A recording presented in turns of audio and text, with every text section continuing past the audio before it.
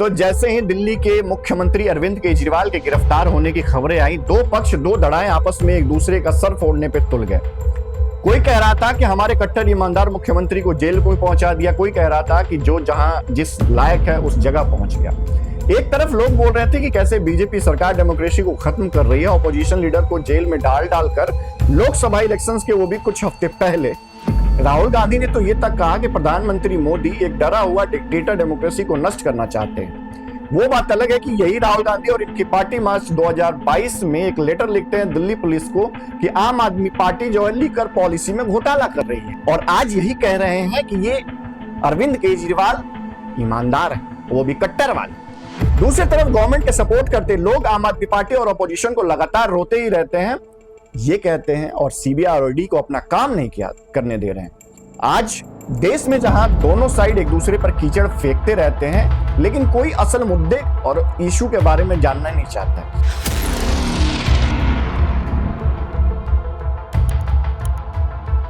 प्रणाम दोस्तों, क्या हाल बा? उम्मीद करते हैं कि आप सब अच्छे होंगे और स्वस्थ होंगे। लीकर स्कैम को समझने के लिए सबसे पहले हमें यह समझना होगा कि दारू बिकता कैसे है। दिल्ली में लीकर शॉप्स, जिसको कुछ लोग ठेका भी कहते हैं, इसी ठेके के बारे में मनीष सिसोदिया बात करते हुए 2021 में कहते हैं कि दिल्ली में जितने भी ठेका हैं, जितनी भी शराब की दुकानें हैं, उनका इन्वायरमेंट अच्छा नहीं है और वो इस चीज को सुधारना चाहते हैं। वो चाहते हैं कि ये सारी दुकानें बंद हो जाएं और नई जो दुकानें खुले वो बिल्कुल चमचमाते हुए शोरूम और किसी शॉपिंग कॉम्प्लेक्स की तरह हो। वेल मेंटेन एयर कंडीशनर, जिसमें पीने वाले जो जाएं, यानी कि जो खरीदने के लिए जाएं, उनको अच्छा इन्वायरमेंट मिल सके। इसी सोच के साथ वो और दिल्ली सरकार मिलके, मतलब केजरीवाल जी की सरकार मिलके लीकर पॉलिसी के बारे में बात करते हैं। लेकिन सवाल यह बनता है कि मनीष सिसोदिया, जो कि दिल्ली के शिक्षा मंत्री, और ये दावा करते हैं कि उन्होंने दिल्ली के स्कूलों का कायाकल्प कर दिया और इतना बड़ा परिवर्तन कर दिया, वो ये परिवर्तन दिल्ली के ठेकों में क्यों करना चाहते थे? इसको समझने के लिए हमें यह जानना होगा कि किसी भी राज्य के लिए इनकम के सोर्सेज क्या होते हैं। स्टेट गवर्नमेंट अपने टैक्स सोर्सेज से पैसा कलेक्ट करती है। ये पैसा जीएसटी, डीजल, पेट्रोल पे वैट और टैक्स, वहीं दारू और शराब जैसी चीजों पे एक्साइज ड्यूटीज और नॉन टैक्सेबल लाइसेंस जो इशू करती है, इन सब से इनका रेवेन्यू जनरेट होता है, जिसमें सबसे ज्यादा पैसा अल्कोहल के एक्साइज ड्यूटी और उसके लाइसेंस को देने में सरकार को मिलता है। सेंट्रल का जो टैक्स होता है, यानी कि जीएसटी, उसमें हर स्टेट का अधिकार होता है। जीएसटी अगर स्टेट गवर्नमेंट लेती है तो उसमें सेंट्रल गवर्नमेंट का भी शेयर होता है, लेकिन स्टेट चाहती है कि उनका खुद का इनकम का कोई सोर्स हो जिससे कि सेंट्रल पे उनकी डिपेंडेंसी कम रह सके, और इसी को बढ़ाने के लिए स्टेट अपने अपने लेवल पे प्रयास करते रहते हैं। इसी के तहत मनीष सिसोदिया ने यह कहा था कि हम अपना टैक्स का पैसा खुद कमाना चाहते हैं और 100% खुद के ऊपर खर्च करना चाहते हैं, जिसके लिए वो टैक्स रेवेन्यू और जो भी लीकर एक्साइज पॉलिसीज हैं उसमें चेंजेस करके इस रेवेन्यू को बढ़ाना चाहते हैं। और किसी भी स्टेट के लिए अपना रेवेन्यू बढ़ाने के लिए सबसे आसान तरीका लीकर ही दिखता है, जिसके एक्साइज पॉलिसीज को चेंज करके रेवेन्यू को एक्स्ट्रा और बढ़ाया जा सकता है, लाइसेंस फी को इंक्रीज करके बढ़ाया जा सकता है। क्योंकि सरकार अगर और तरीकों से पैसा इंक्रीज करना चाहे, रेवेन्यू इंक्रीज करना चाहे, जैसे कि पेट्रोल, डीजल और भी जो चीजें हैं, उस पर अगर गवर्नमेंट टैक्स बढ़ा देगी तो ये डायरेक्ट लोगों पे असर करता है और इसका बहुत ही इलेक्शन पे गहरा प्रभाव पड़ता है। लोग हंगामा करते हैं जब इन सब चीजों पे टैक्स गवर्नमेंट बढ़ा के अपना स्टेट रेवेन्यू बढ़ाती है। तो वहीं अगर गवर्नमेंट चाहे कि लैंड और प्रॉपर्टी से अपना रेवेन्यू बढ़ाए, ऑफिसेज और बिजनेसेस खोल के अपना रेवेन्यू बढ़ाए, तो इसमें बहुत लंबा समय लगता है और इतनी ज्यादा रेवेन्यू जनरेट भी नहीं होती है। तो इसलिए स्टेट गवर्नमेंट को, किसी भी स्टेट गवर्नमेंट को ये बहुत ही आसान तरीका लगता है कि लीकर पे टैक्सेस बढ़ा दो, लीकर पे वैटेड जो भी चीजें हैं एक्स्ट्रा उस पे बढ़ा दो। कोई बोलने वाला बोलेगा नहीं, क्योंकि पीने वाला पिएगा ही, चाहे उसका रेट सरकार कितनी भी कर दे। इसके लिए कोई हो हंगामा भी नहीं मचता है, इसके लिए कोई गवर्नमेंट के प्रति खिलाफ नेगेटिव बातें भी, इन्वायरमेंट जो है वो माहौल बनता नहीं है। तो इसलिए बहुत ही आसान तरीका माना जाता है सरकार को अपने रेवेन्यू बढ़ाने के लिए कि अपने लीकर पॉलिसीज को अपडेट कर दे, इससे कि रेवेन्यू उनका बढ़ जाए। दिल्ली सरकार अल्कोहल से अपना रेवेन्यू बढ़ाना चाहती थी। इसके लिए आम आदमी पार्टी ने करीब 2020 में कहा था कि दिल्ली की एक्साइज पॉलिसी जो कांग्रेस की सरकार ने बनाई थी वो उसको चेंज करना चाहते हैं। दिल्ली सरकार ने यह कहा था कि उस पुरानी पॉलिसीज में 3 मेजर प्रॉब्लम्स हैं। जिसमें उन्होंने कहा कि पहला प्रॉब्लम यह है कि कस्टमर एक्सपीरियंस जो है वो बहुत खराब है दिल्ली के तमाम ठेकों का। अगर ऐसा एक्सपीरियंस खराब मिलता है कस्टमर्स को तो वो खरीदेंगे नहीं, जिससे सरकार का रेवेन्यू कम हो रहा है। दूसरी प्रॉब्लम ये थी कि दिल्ली के जो अल्कोहल शॉप्स है वो हरियाणा और यूपी के अल्कोहल शॉप्स को compete नहीं कर पा रहे थे। इसके पीछे का रीजन था कि हरियाणा और यूपी की जो लीकर शॉप्स हैं वो अपने कस्टमर्स को अल्कोहल पे डिस्काउंट दे रहे थे, जबकि दिल्ली में अल्कोहल पॉलिसी के अकॉर्डिंग, जो पुरानी पॉलिसी है उसके अकॉर्डिंग, जितने भी सरकारी ठेके थे उस पे जो फिक्स एक एमआरपी तय की गई है उसी एमआरपी पे कस्टमर्स को खरीदना होता था। तो ये बड़ा चैलेंज हो रहा था, दिल्ली सरकार ये कह रही थी कि ये बड़ा चैलेंज हो रहा था कि हमारे जो कस्टमर है वो कोई दिल्ली से हरियाणा पीने चला जाता है और जो यूपी के नजदीक है वो यूपी पीने चला जाता है, इससे जो है हमारा रेवेन्यू कम हो रहा है। वहीं दिल्ली सरकार ने तीसरे प्रॉब्लम को हाईलाइट करते हुए ये कहा था कि दिल्ली में जो है वो लीकर माफिया काफी बड़े पैमाने पे काम कर रहा है, जिसकी वजह से लीकर करप्शन बहुत बढ़ गया है और इसका प्रभाव दिल्ली के रेवेन्यू पे पड़ रहा है और ये रेवेन्यू कम करने का एक तीसरा कारण है। अब इन तीनों प्रॉब्लम को एक एक करके समझते हैं। अल्कोहल के बिजनेस में 4 मेन प्लेयर्स होते हैं। पहला है मैन्युफैक्चरर जो अल्कोहल को बनाता है, दूसरा है डिस्ट्रीब्यूटर या फिर होलसेलर जो अल्कोहल को डिफरेंट इलाकों में सप्लाई करता है, तीसरा है रिटेलर जो फाइनल कंज्यूमर को अल्कोहल बेचता है और फाइनल आ जाता है कंज्यूमर।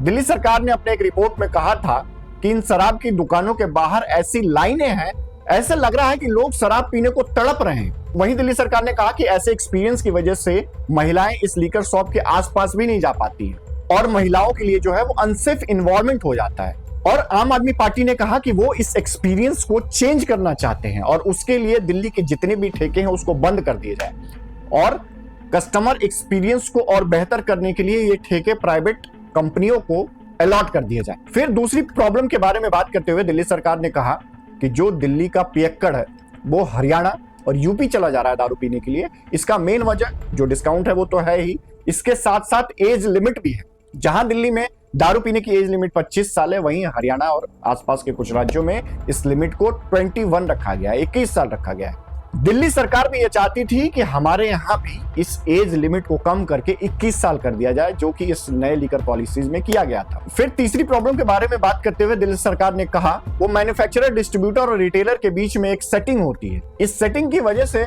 जो रिटेलर है वो कुछ ही ब्रांड की बोतलें बेचना चाहता है जिसमें उसको ज्यादा मोटा मुनाफा होता है। दिल्ली की गवर्नमेंट ने कहा कि रिटेलर ब्रांड पुशिंग कर रहे हैं, यानी कि वह कस्टमर को वही ब्रांड बेच रहे हैं जिसमें कि उनका कमीशन मोटा है। फिर सरकार ने कहा कि रिटेलर्स जो है वो टैक्स बचाने के लिए या सरकार से चोरी करने के लिए सरकार को जो है वो सही जानकारी नहीं देते हैं।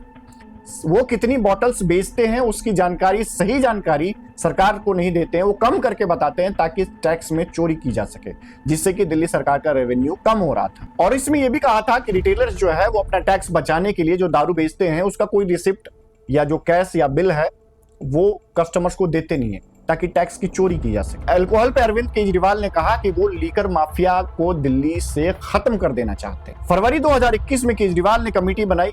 ग्रुप ऑफ मिनिस्टर्स की ये कमेटी नई एक्साइज पॉलिसी को डिजाइन करेगी, जिसमें मनीष सिसोदिया को हेड बनाया गया। इसमें health and industry minister Satyendra Jain और ट्रांसपोर्ट मिनिस्टर कैलाश गहलोत भी थे। जून 2021 को नई एक्साइज पॉलिसी सरकार ने पब्लिकली जो है वो एग्जीक्यूट कर दिया और सरकार ने कहा कि पुरानी जितनी भी समस्याएं हैं इन ठेकों से रिलेटेड वो सब खत्म हो जाएंगी, क्योंकि सरकार जो लीकर शॉप्स चला रही थी अब वो नहीं होगा। अब हम प्राइवेट प्लेयर्स को जो है वो लाइसेंस बेचेंगे और वो अपने तरीके से इसको चलाएंगे। इसमें प्राइवेट कंपनीज को लाइसेंस देने के लिए ऑक्शन का जो है नीलामी जिसको कहते हैं उसका फॉर्मूला तय किया गया।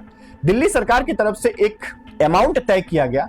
उस अमाउंट की बिडिंग में जो सबसे ज्यादा बिड लगाएगा, जो सबसे ज्यादा बोली लगाएगा, उसको लाइसेंस जो है वो दिल्ली सरकार प्रोवाइड करा देगी। लीकर शॉप्स का डिस्ट्रीब्यूशन पूरे दिल्ली में लगभग बराबर किया जा सके, सही तरीके से किया जा सके, इसके लिए दिल्ली सरकार ने दिल्ली को 32 जंक्शन में जो है वो डिवाइड किया और लाइसेंस बेचे गए। लाइसेंस बेचते वक्त ये कहा गया कि हर जंक्शन में 27 रिटेल शॉप्स जो हैं वो खोले जा सकते हैं और ये तय किया गया कि दिल्ली में 849 लीकर शॉप्स होंगी दिल्ली के तमाम जगहों पे और दिल्ली सरकार इसका लाइसेंस बेच के मोटा पैसा कमाएगी। दिल्ली सरकार ने कहा कि इस बिजनेस में प्राइवेट प्लेयर्स की एंट्री हो रही है तो हम जो है वो तीनों तरीके से पैसा कमाएंगे और पैसा ही पैसा होगा। लाइसेंस बेचकर भी पैसा कमाएंगे, जो रिटेलर्स और जो होलसेल डिस्ट्रीब्यूटर्स हैं उनसे टैक्स के पैसे कमाएंगे, और जो शराब पीने के लिए बोतल खरीदने जाएगा वो तो टैक्स देगा ही देगा। तो सरकार का ये मन था कि हम पूरे तीनों तरीके से पैसे जो हैं वो कमाएंगे। और जैसा कि दिल्ली सरकार ने कस्टमर्स के एक्सपीरियंस को बढ़ाने के लिए शानदार ये डिजाइन तय किया कि जो भी ये लाइसेंस लेगा उसकी मिनिमम जो रिक्वायरमेंट्स है उसको फुलफिल करना होगा। पहली रिक्वायरमेंट ये थी कि 500 स्क्वायर फीट का जो शॉप है वो होना चाहिए एक लीकर शॉप को खोलने के लिए। कंडीशंस में ये भी था कि वो एयर कंडीशनर शॉप होना चाहिए, उसमें सीसीटीवी से लैस पूरी सुविधाएं जो है वो कस्टमर के लिए मौजूद होनी चाहिए। जो भी कंपनीज उस जोनल लाइसेंस को जीतती थी या फिर ऑक्शन में उनको मिल जाता था तो वो उस जोन में 27 लीकर शॉप्स तक खोल सकती, और ये स्टोर्स पहले की सरकारी दुकानों से 5 गुना ज्यादा बड़ी होंगी। और यहां तक कि अनऑथराइज्ड कॉलोनियों में भी इसको खोलने की अनुमति दिल्ली सरकार के नई एक्साइज पॉलिसी के अकॉर्डिंग दे दी गई, जिससे कि हर दिल्ली के छोटे छोटे इलाकों में भी इस तरीके के बड़े शॉपिंग कॉम्प्लेक्स टाइप के जो दारू के दुकान है वो खोली जा सके और कस्टमर्स को बेहतर एक्सपीरियंस मिल सके। साथ ही एज लिमिट को घटा के 21 कर दिया गया था जो 25 साल थी, तो पीने वालों की संख्या जो है वो बढ़ गई ताकि और कम एज के ग्रुप के लोग भी दारू कंज्यूम कर सके। दिल्ली सरकार की ये कोशिश थी ताकि इससे रेवेन्यू जो है वो एक्स्ट्रा जनरेट हो सके। वहीं बार्स और रेस्टोरेंट को 3 बजे तक सुबह के खोलने तक का आदेश दिया गया और अनुमति दी गई कि आप 3 बजे तक जो है वो बेच सकते हैं, ताकि ज्यादा समय तक बिकेगा, ज्यादा लोग पिएंगे, ज्यादा सेल होगा तो सरकार के टैक्सेस ज्यादा कलेक्ट होंगे, सरकार के वैट ज्यादा कलेक्ट होंगे, एक्साइज पॉलिसीज जिससे पैसा जो बढ़ाने का तरीका था, जो बिजनेसमैन को प्रॉफिट हो वो ज्यादा हो सके। दिल्ली सरकार ने कहा कि हमने कस्टमर एक्सपीरियंस तो बेहतर कर दिया, लेकिन हरियाणा और ऐसी जगहों पे मिल रहे डिस्काउंट्स से कैसे डील करें।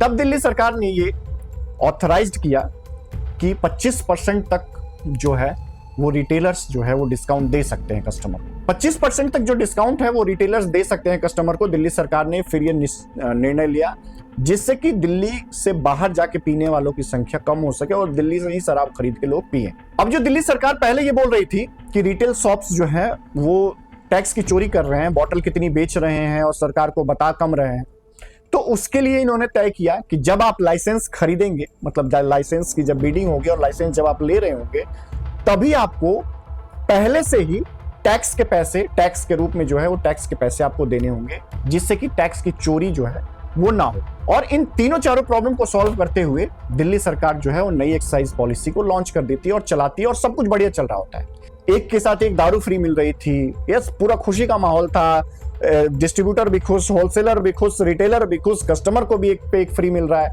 सरकार की रेवेन्यू भी अच्छी हो गई है, 60% से बढ़ गई है। ये सब कुछ इतना अच्छा चल रहा था, तो इसमें अचानक से गड़बड़ी कहाँ हो? क्या रीजन था? सवाल यही है कि क्या रीजन था कि अरविंद केजरीवाल, मनीष सिसोदिया और तमाम तरीके के आम आदमी पार्टी के बड़े नेता ईडी और सीबीआई के चंगुल में फंसते गए और उन्हें जेल तक जाना पड़ा। आम आदमी पार्टी जहां इस पॉलिसी को सुपरहिट बता रही थी, वहीं कुछ लोग इस पॉलिसी से नाराज भी थे। इस पॉलिसी से नाराज लोगों ने प्रोटेस्ट और विरोध करना शुरू कर दिया, जिसमें बीजेपी भी शामिल हो गई। दिल्ली यूनिट प्रेसिडेंट आदेश गुप्ता ने कहा कि सरकार के लिए सही चीज हो कि वो लीकर पॉलिसीज पर कंट्रोल करे ताकि हमारी यंगस्टर और वीमेन सेफ रहें। उन्होंने यह ड्रिंकिंग एज कम क्यों किया गया, इस पे भी सवाल उठाया। लेकिन ये तो रही कि बीजेपी वालों ने ये इल्जाम लगाने शुरू किए। दिल्ली के कई रेसिडेंस इलाकों से भी लोगों ने प्रदर्शन करना शुरू किया। लोगों ने ये बोला कि हमारे गली मोहल्ले और सोसाइटी के आगे जो है वो लीकर शॉप्स खोल दिए गए, जिससे कि उनके बच्चे और उनके घर की महिलाएं अनसेफ फील कर रही हैं, असुरक्षित महसूस कर रही हैं। और जिस एनवायरनमेंट को सही करने का नई इस पॉलिसी से जो है वो दिल्ली सरकार ने तय किया था, उस पॉलिसीज के तहत ये होता दिखा नहीं। दिल्ली सरकार ने जो लाइन लगने वाले सिस्टम को कम करने के लिए, जो छोटे छोटे दुकान थे उसके लिए 500 स्क्वायर फीट की दुकानें और शॉपिंग मॉल बनाने का सोचा। दिल्ली के सरकारी ठेकों पे जो क्राउड होता था वो मैनेज नहीं हो पाता था, उसके लिए प्राइवेट जो कंपनियों को ठेका दिया गया।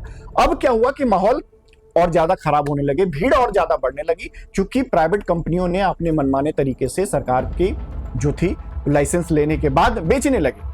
अब ऑफर और डिस्काउंट ऐसे थे कि जो क्राउड पहले दारू नहीं भी पीता था वो लोग पीने के लिए बाय 1 गेट 1 में लाइन लगने लगे, और क्राउड जो है वो पहले के लीकर शॉप्स पे जो एनवायरनमेंट होता था उससे भी ज्यादा क्राउड और एनवायरनमेंट खराब नए ठेके खुलने के बाद, जो एयर कंडीशनर ठेके खुले थे उसके बाद होने लगा। तब भी जो महिलाएं अनसेफ फील करती थी उस ठेके पे जाने से या उस ठेके के आसपास जाने से, इस नई एक्साइज पॉलिसी के आने के बाद भी महिलाओं का जो एक्सपीरियंस है वो सेम होने लगा।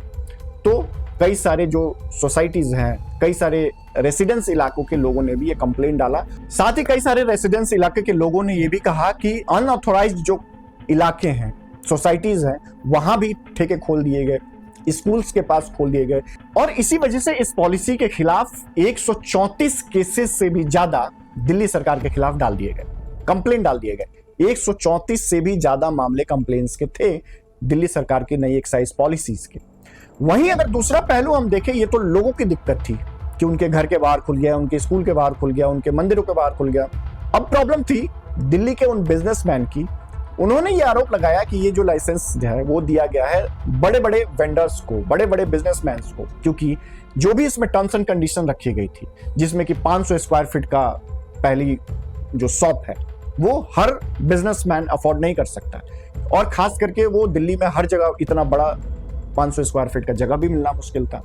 तो कई सारे बिजनेस प्लेयर्स थे जिन्होंने ये कंप्लेन किया कि इस एक्साइज पॉलिसी में सिर्फ बड़े बिजनेस को फायदा पहुंचाने के लिए इस पॉलिसी को लाया गया। और ये जो छोटे बिजनेसेस है वो एग्जांपल भी देते हैं कि कैसे ये जानबूझकर बड़े बिजनेस, बड़े प्लेयर्स के लिए डिजाइन किया गया है। वो कहते हैं कि जब टेंडर्स की जो शर्तें हैं, जिसमें कि पहली शर्त ये थी कि 500 स्क्वायर फीट का दुकान, दूसरी शर्त थी लाखों रुपए का अप्लाई करने का फी, जो कि नॉन रिफंडेबल होता है जब आप लाइसेंस के लिए अप्लाई करते हैं, और तीसरा था ऑनेस्ट मनी डिपॉजिट, जो कि 30 करोड़ दिल्ली सरकार ने रखा था कि अगर आपको किसी लाइसेंस के लिए अप्लाई कर रहे हो तो आपको पहले ही 30 करोड़ रुपए जमा कराने हो। अगर आप एक जोन के लिए कर रहे हो, तो अगर आप 2 जोन के लिए अप्लाई कर रहे हो तो आपको 60 करोड़ रुपए जमा कराने। ये अंदाजा आप खुद लगा सकते हैं कि 60 करोड़ रुपए, या अगर एक के लिए भी अप्लाई करना है तो 30 करोड़ रुपए एक नॉर्मल बिजनेस प्लेयर के लिए, जो कि ठेका खोल रहा है या जो लिकर शॉप खोल रहा है, उसके लिए एक बहुत बड़ी रकम होती है। और ये ऑनेस्ट मनी डिपॉजिट याद रखिएगा जो 30 करोड़ का है,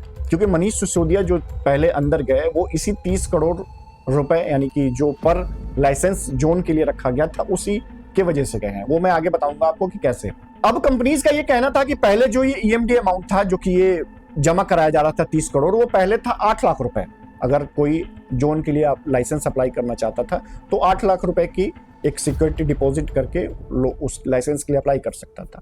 उस 8 लाख को बढ़ा के सीधे 30 करोड़ कर दिया गया कि जो भी इंटरेस्टेड है लीकर शॉप्स के लिए अप्लाई करने के लिए लाइसेंस के, उसको 30 करोड़ रुपए जमा कराने होंगे पहले ही। तीसरी प्रॉब्लम यह थी कि जो जोन सेलेक्ट किए गए थे वो भी बड़े बड़े जोन सेलेक्ट किए गए थे, जिससे क्या था कि बड़े जो प्लेयर्स है वही इसमें पार्टिसिपेट कर सकते। फिर चौथी प्रॉब्लम यह है कि जो टैक्स चोरी के लिए सरकार ने बोला था कि जब आप लाइसेंस के लिए पैसे जमा कर रहे हो तभी आपको टैक्स से रिलेटेड भी पैसे एडवांस में जमा कराने।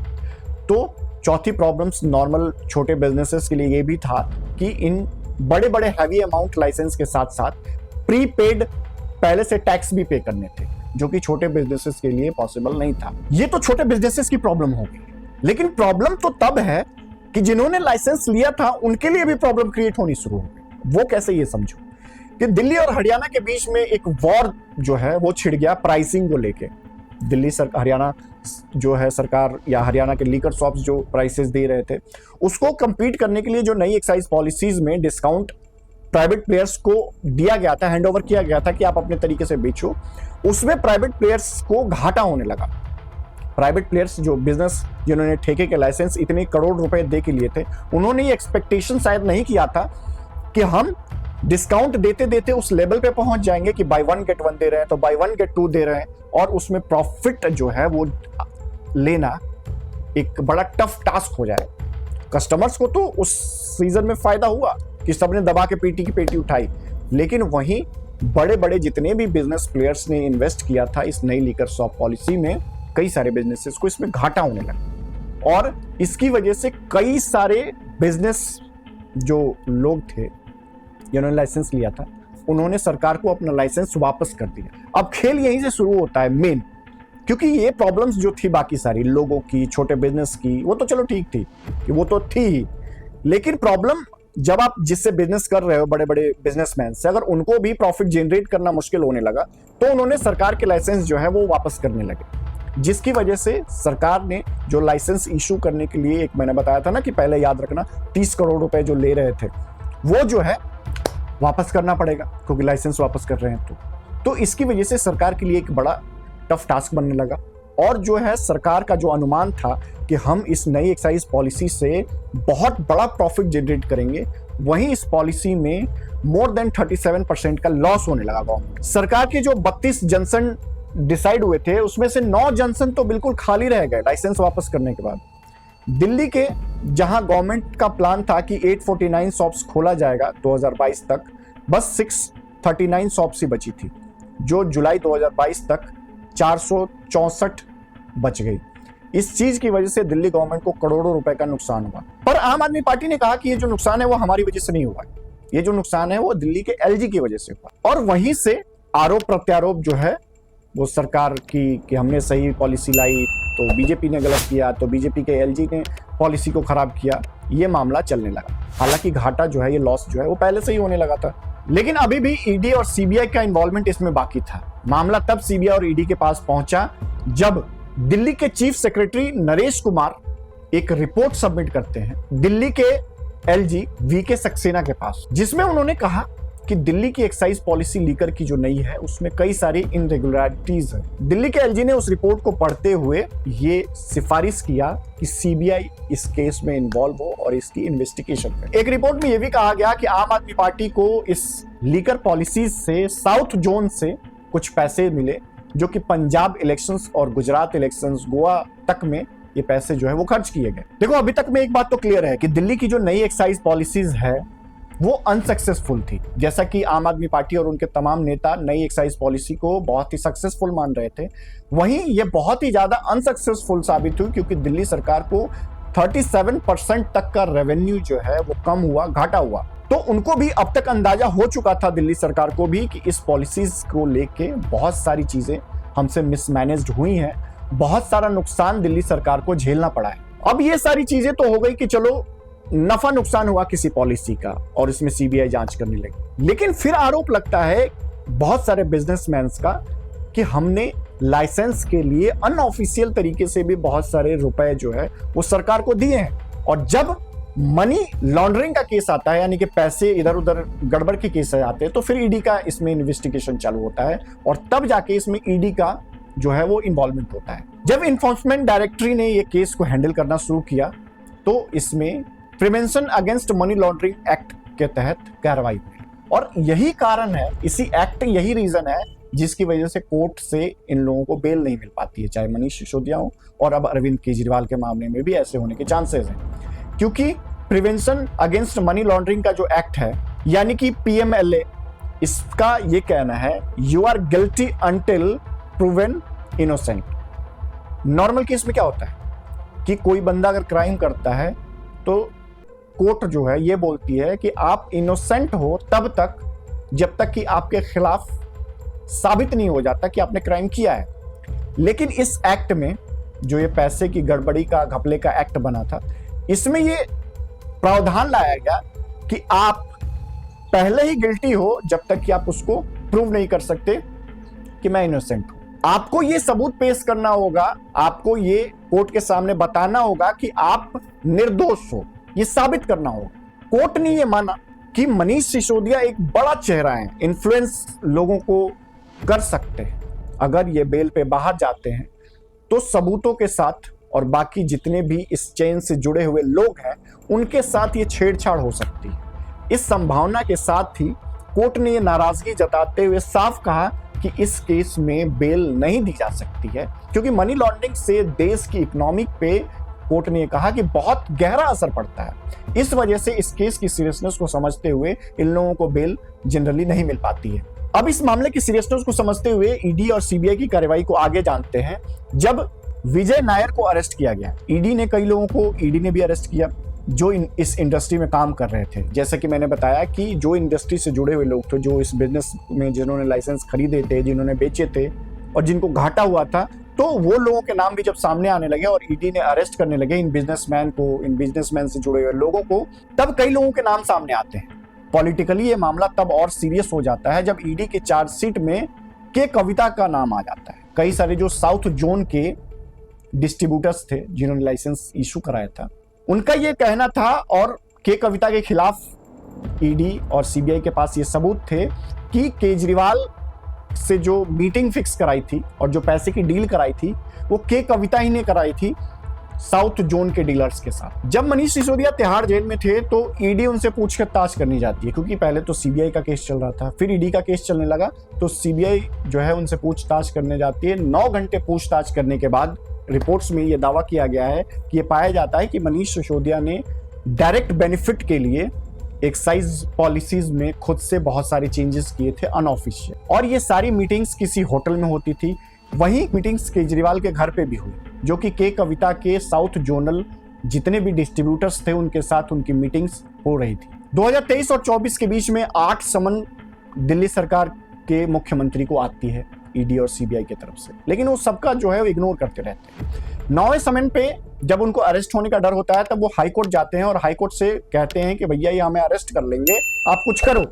तब हाईकोर्ट ने कहा कि आप इस बात में क्यों घबरा रहे हो, आप पहले वहां जाओ ईडी और सीबीआई के पास, उनसे पूछताछ में पता तो चले वो किस चीज के लिए बुला रहे हैं। तो उसके बाद जब हाईकोर्ट से इस तरह की चीजें सुनने को मिली तब 10वें समन में जो है वो गिरफ्तारी होती है अरविंद केजरीवाल। अब अरविंद केजरीवाल पे क्या आरोप है, क्यों गिरफ्तार किया गया, ये भी जानना जरूरी है। उससे पहले हम जानते हैं कि थोड़ी देर में आम आदमी पार्टी के सपोर्टर्स को पता चल जाता है, जिसके बारे में जिसका डर था कि वही हुआ, अरविंद केजरीवाल जो है वो अरेस्ट कर लिए जाते हैं और उनके पास सीरियस एविडेंस है। उन्होंने ये कहा कि उनके पास सीरियस एविडेंस थे जब गिरफ्तार करने गए थे कि 100 करोड़ रुपए की उगाही केजरीवाल ने खुद करी है।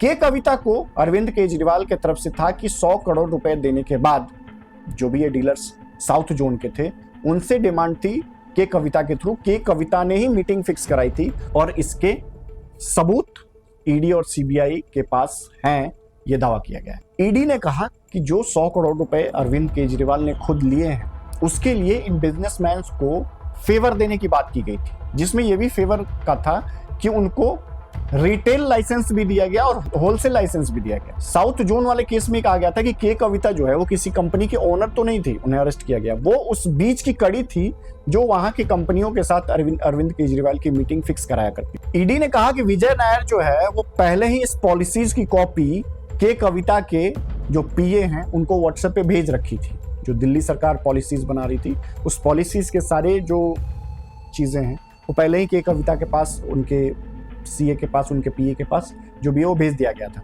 केजरीवाल के फेस टाइम पर एक वीडियो कॉल भी होती है और अरविंद केजरीवाल ने उनको बोला था कि विजय मेरा लड़का है, समीर तुम इस पर भरोसा करो।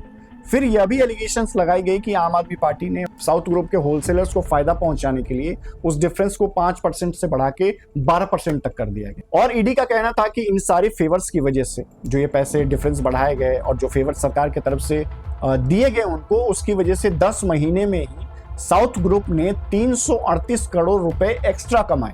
यह स्टेटमेंट जो है वो मनीष सिसोदिया के फॉर्मर सेक्रेटरी ने खुद ईडी को दी थी कि इनकी मीटिंग्स जो होती थी वो किसी अप्रूव डॉक्यूमेंट्स के थ्रू नहीं हुई थी, जो ये चेंजेस किए गए थे किसी डॉक्यूमेंट्स के थ्रू नहीं किए गए थे। ये अरविंद केजरीवाल के घर पे मीटिंग हुई थी और एक नॉर्मल कागज पे मनीष सिसोदिया ने लिख के दे दिया था कि आप इसके लिए नए कानून जो है, नए नियम पॉलिसी जो है वो बना सकते। इस चार्जशीट में लिखा हुआ है कि 16 मार्च 2021 को रेड्डी के कविता से मिलने के लिए गए। के कविता ने कहा कि आम आदमी पार्टी 100 करोड़ रुपए की डिमांड कर रही। तब ममता रेड्डी ने अपने बेटे राघव को बोला ये करोड़ों रुपए तैयार है। इसमें था कि ईडी और सीबीआई ने जो कई सारे बिजनेसमैन और उनसे जुड़े हुए लोगों को जब इस केस में गिरफ्तार किया था, जैसे मैंने पहले ही बताया कि 15 से ज्यादा लोगों की गिरफ्तारी और उनके अगेंस्ट केस हुए थे, तो उसमें कई सारे लोग जो है वो सरकारी गवाह बन गए। दोनों पक्ष मैंने आपको बता दिया। अब तय आपको करना है इस बहस से पहले कि कौन सही है कौन गलत। ये सारे डॉक्यूमेंट्स, लीगल जितने भी डॉक्यूमेंट्स सीबीआई ईडी ने इशू करे हैं और कुछ हेडलाइंस, कुछ न्यूज इंफॉर्मेशन, इस सब के लिंक में डिस्क्रिप्शन में मेंशन कर रहा हूं। इट्स बेटर कि आप खुद समझो और जानो कि एक्चुअली में पूरा मामला क्या है। मैंने यही कोशिश की इस वीडियो में बताने की। वहीं आप आम आदमी पार्टी की सरकार से ये पूछ सकते हो, उनका पक्ष लेने से पहले उनसे पूछो कि भैया जब एक्साइज पॉलिसी इतनी ही सही थी तो 37% से ज्यादा का लॉस कैसे हुआ, और जब ये लॉस होने लगा तो आपने नई पॉलिसी हटा के पुराने सरकारी के ठेके और पुरानी पॉलिसीज कैसे लागू की। और इन सब के बीच में अब हमें इंतजार करना होगा कि अगली हियरिंग्स का और हाई कोर्ट और सुप्रीम कोर्ट जैसे संवैधानिक संस्थाओं का जो निष्पक्ष होके अपने दायित्वों को अदा करते। उम्मीद करते हैं कि ये सारे डिटेल्स आपको बताने की कोशिश करी, आप सब तक पहुंचा होगा। इसमें कुछ आपके सुझाव हो तो कमेंट बॉक्स में जरूर बताइए।